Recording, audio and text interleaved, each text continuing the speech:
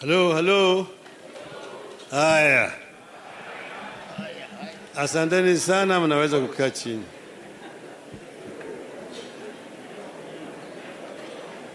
Wananchi, viongozi wa Mount Kenya Foundation, Muriega, or shall I say Mugeni, or Muriaru. Amasai, ama wako hapa, enda sova bogen, asholeng. Viongozi wa wakfu wa Mlima Kenya na viongozi wa Maa ambao wamefika hapa siku ya leo, tuna furaha kuungana na nyinyi tena siku ya leo.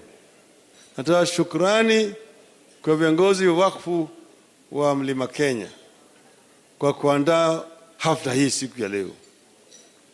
Kabla sijaendelea mbele, wacha kwanza nitambue wale viongozi wa former.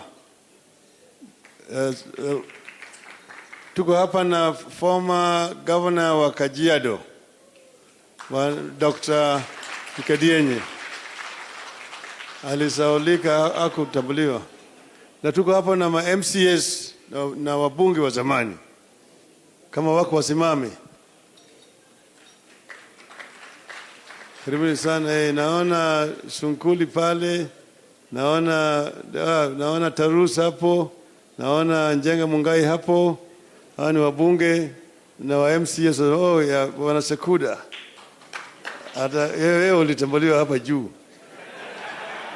Lemfurkel. Karibu sana. So we are happy that Bwana Speaker Francis Ole Kaparo, Mr. Order. Order. Sasa wengine wamesema mambo mengi zaidi. Nataka kusema maneno machache. And I want to put these things in context. Professor Munene gave a very, very incisive story. But I want to just look at where we are coming from as a people. If you take the European continent, Europe, it was peopled by about 4 different groups of people. They are the Anglo-Saxons, then they are the Latin group, then they are the Slavic group, and the Finnish-Hungarian group. The continent of Africa was peopled by the Negroid race. The Negroid race is divided into groups of the Bantus, the Nilotes, the Kushites, the Hamites, the Hottentots, and the Pygmenoid. Now, there were, just like there was people's movement in the continent of Europe, there were also movements of the people in the continent of Africa. So if you take, for example, how Kenya was peopled,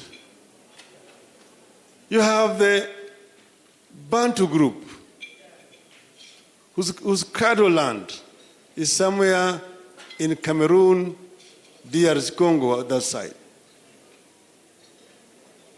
Then the Bantus migrated eastwards and southwards. So here in Kenya, we've got 2 groups of Bantus, the Western Bantus and the Southern Bantus. The Western Bantus came from Cameroon through DRC, Uganda, to Mount Elgon, where they dispersed. At Mount Elgon became the dispersing point. Some went backwards. The Bagandas, the Banyoros, Batoros, Basogas, and so on. Others went eastwards, towards Mount Kenya, the Kikuyu, the Meru, and the Embu. The others remained along the shores of the lake. The Lohia group split into the Kisii.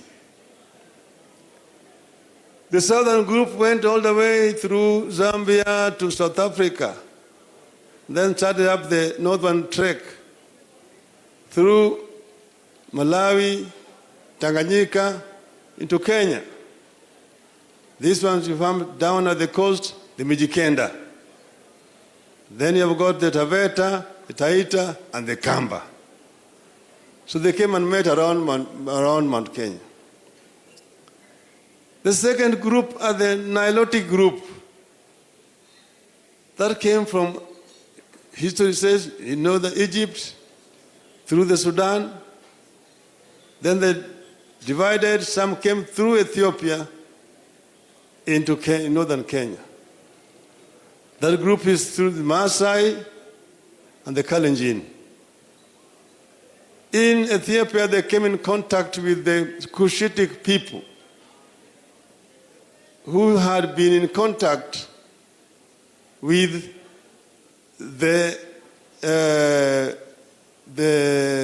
Middle East, the Arabs and the Jews. They acquired the cultures there when they are in Ethiopia.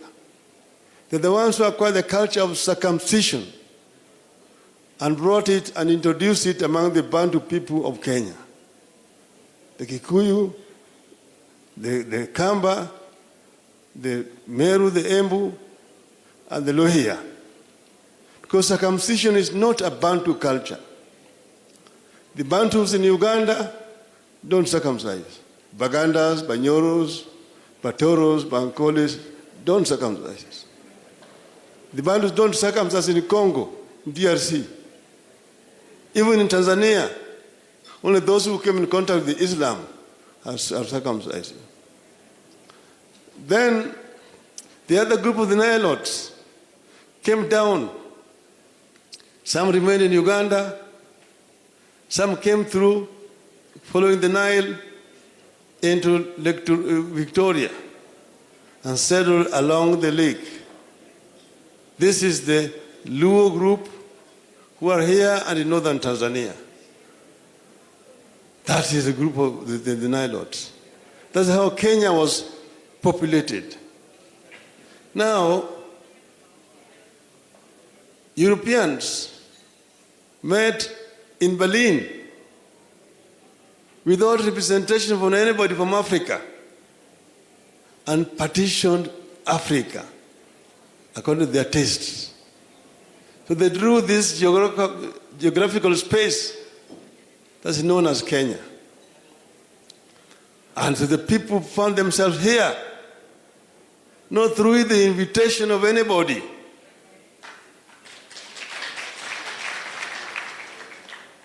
The Maasais were not invited by the Kikuyus, nor were the Luos invited by the Lohias, nor were the Kambas invited by the Maasai. They all just found themselves in this geographical space called Kenya. And they drew it according to their own tastes. Mount Kilimanjaro was in Kenya. It was given as a birthday gift by the Queen Victoria to Prince Bismarck of Germany on his 50th birthday. On your 50th birthday, I give you the highest peak in Africa, Mount Kilimanjaro. That's why you see the border between Kenya and Tanzania is a straight line from the lake out to the Mount Kilimanjaro. It goes inside, it comes back again, and becomes a straight line all the way to Vanga. That's how it was. So now, the people have found themselves here. When the British came to rule this country, they imposed colonialism on the people of Kenya. Lord Delamere is the one who first came and came on a horseback from Somalia and came through Mount Kenya, went through the Rift Valley, all the way up to Nakuru and Joro, and found it a beautiful place to settle. He came back and told the governor and his people, this land is so beautiful. The railway line has been constructed. But to make this commercially viable, you need to do commercial farming here. Then he said that I'm ready to go back to England and bring people to settle here as farmers. If you can promise me that you'll give anyone who comes here 10,000 acres of land, free and free black labor. The governor and his cabinet agreed, and he signed a contract. That's how he went back to England to go and bring settlers to come and settle here. When he went to England, he addressed town hall meetings in London, in Manchester, in Birmingham, in Liverpool, telling them that down there we have captured a land that is flowing with milk and honey. Anybody who comes with me will get 10,000 acres for free. But at that time, the story about Africa was very bad in Europe, in England. Oh, bilharzia, malaria, wild natives. Nobody wanted to come. So very few people volunteered to come. In frustration, he came back. When he came back here, he decided to try down south. He said he went with a ship from Mombasa to Durban. There, in Durban, he addressed again town hall meetings. In Durban, Port Elizabeth, East London, Cape Town, Kimberley, and Johannesburg. There he found whites who have lived in Africa for generations, and who were actually laborers on other white men's shambas. So the story of their own land was very appealing. And that's how we ended up with Kaburus coming from South Africa to become settlers here, white settlers in what we call White Islands. Most of them were illiterate, with thumbprinting. They were very ruthless with our people. Then they acquired land forcefully from the slopes of Mount Kenya to slopes of Mount Elgon. They call it the White Highlands. In Laikipia, they decided to do ranching. They had started mixed farming. They were doing agriculture and also brought in dairy cows. The Laikipians, they decided to relocate the Laikipia Maasais to Narok and Kajiado. Around Naivasha, they opened up a 10-mile corridor for the Maasais to pass the Shenzi Kangombes to go down there. Those are in books, historical records you can read. So the Maasais were pushed from Laikipia down this side, from the slopes of Mount Kenya. That's why you find still the Laikipia clan remnants. The whole of that place, Kinangop, the whole of what Nyandarua today, was all Maasai land. You go down the other side, Baringo, Maasai land. You go to Eldoret, it's called Uasin Gishu. Uasin Gishu clan is now in Narok, in Transmara.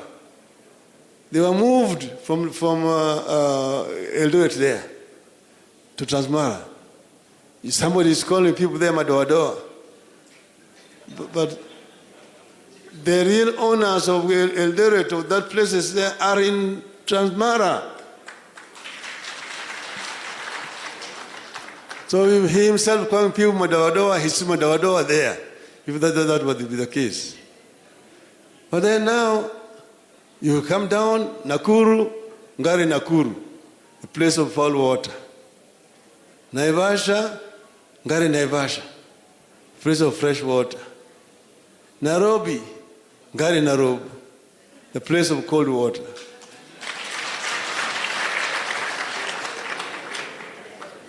And you go down all those other places. Those were the days of migration. People were moving here and there. But then the colonialists, to their credit, brought in a modern economy, and urbanization started at that time. People now started moving into urban areas. But before that, they had taken also the land of the Merus, the land of the Kikuyus, had been all pushed into what you call emergency villages. So they deprived Maasais of their land, they deprived Kikuyus also of their land, and the Merus. And this is really the background of the struggle for independence. That's why the people went to the bush to go and fight to liberate themselves. Now, that what was White Island was taken in terms of settlement by a few people. And those whose land had been taken away found themselves landless, hence a resettlement. That's how now the Kikuyus were taken and settled in another part of the Rift Valley at that time. It is not the fault of those Kikuyus you find in Njoro or in Molu or in Burnt Forest. It is not their fault. That's part of colonialism. But this is now the modern Kenya that we have, and you have to live with it. We must now develop a modern economy. Our people are suffering today because they have failed to transform our economy into a modern economy. People still depend on livestock, traditional livestock, depend on traditional agriculture.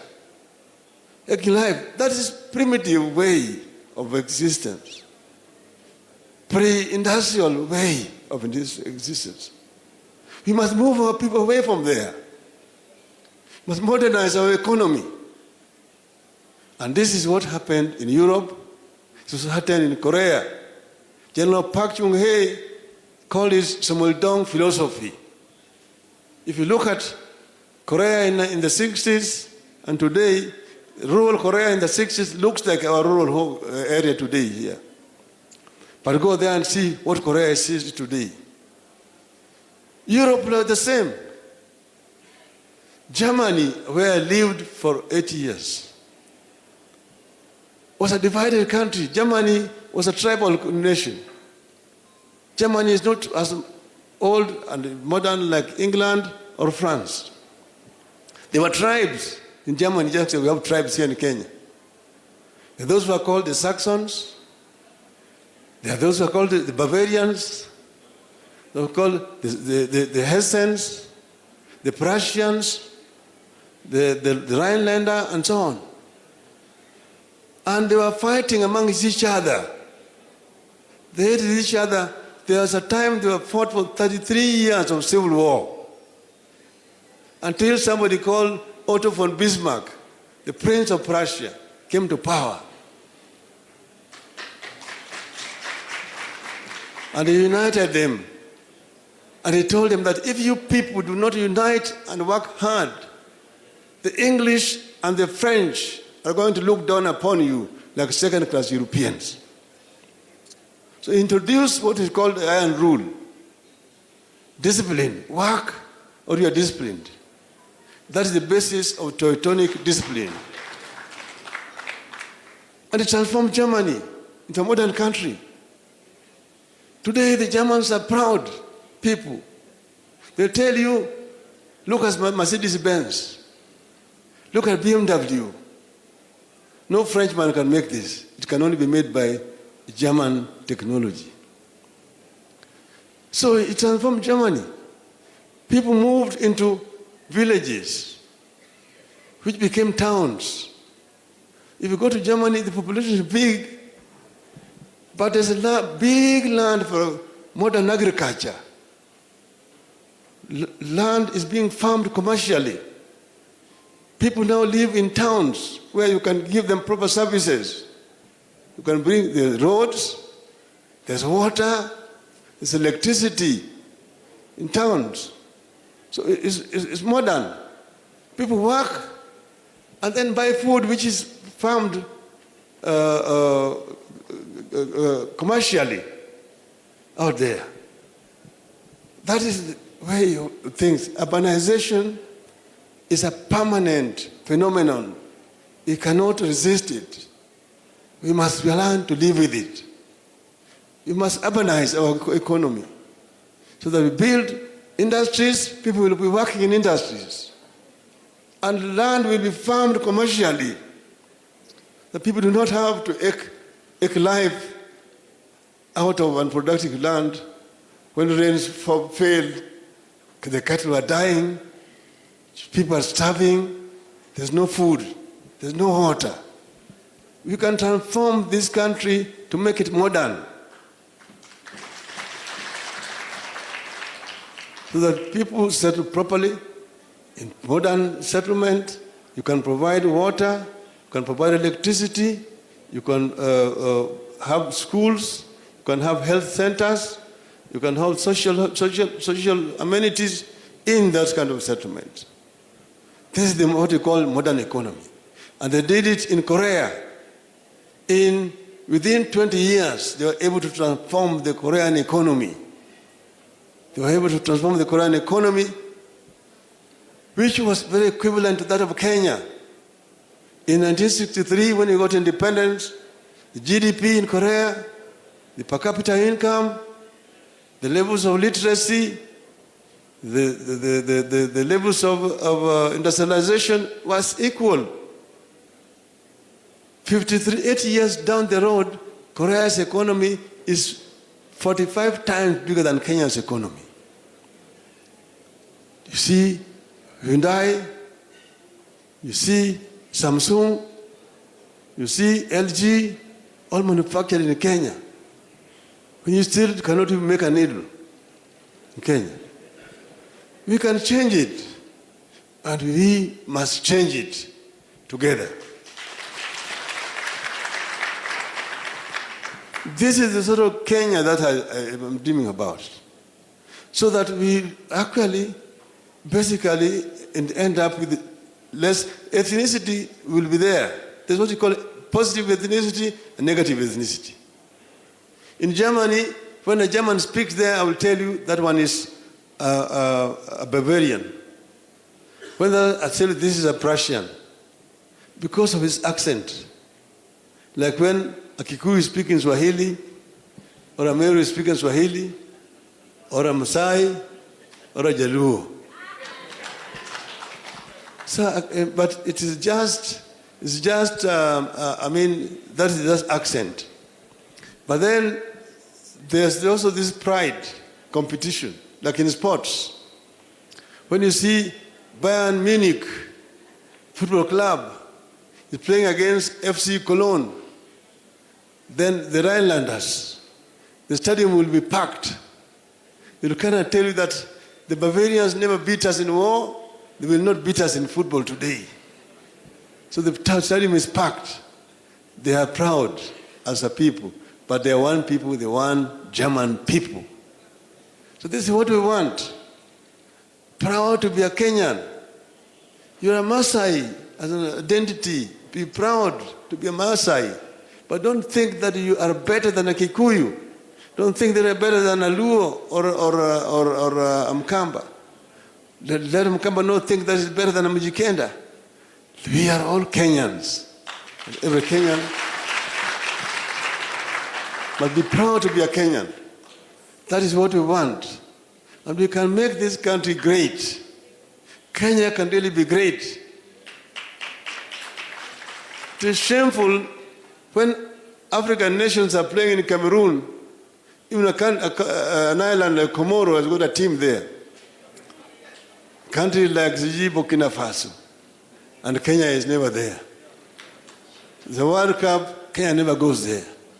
I promise you, next time, Kenya will be in AFCON, and Kenya will also be in the World Cup.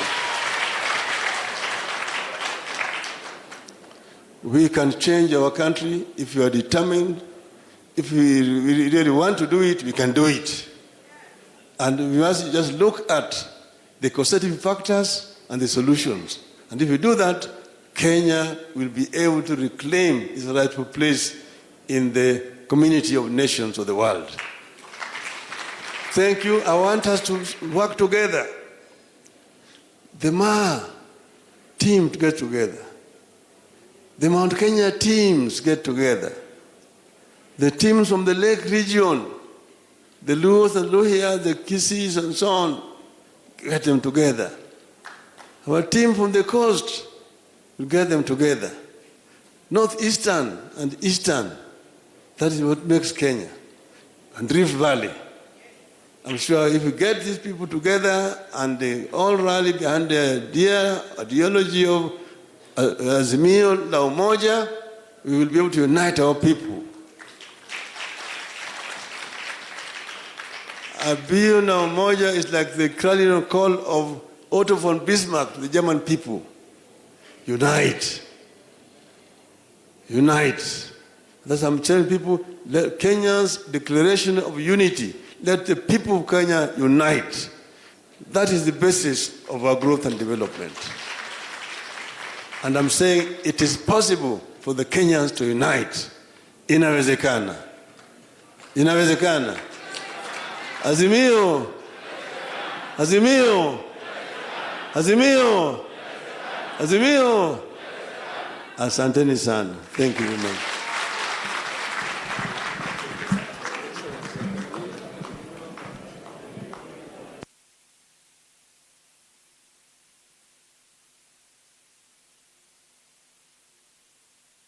Very quickly, we are going to have a brief photo session. Directors and the head table here and other leaders, remove this.